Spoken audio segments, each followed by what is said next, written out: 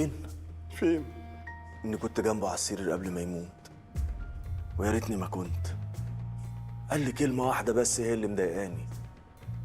قال لي خلي بالك من أخوك، بس أخويا كمان لازم يخلي باله مني. يخلي باله إيه؟ خلي باله منك. لا دول الكرار بتوعي. يا استاذ انا مش عارف انت مين. انا لو بابا الله يرحمه كان جاب لي اخ، هو ما قاليش ليه؟ هو ما قالش. وبعدين انت عملت انا كنت جنبه على السرير الله يرحمه.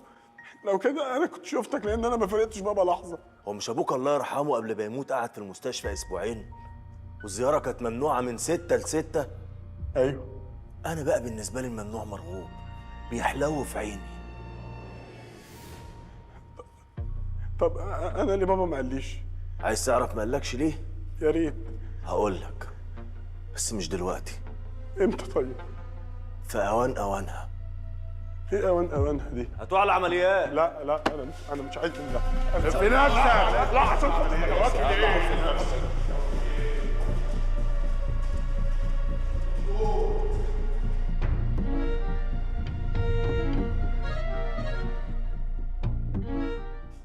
يا نهار اسود. سكينه الراجل بيموت. سمي الله يا دكتور واشتغل. قال لي اشتغل. حد يعالج الراجل. هو انت مش دكتور؟ ما تكشف. لا ما هو مش عشان بيتقال لي يا دكتور ابقى بكشف.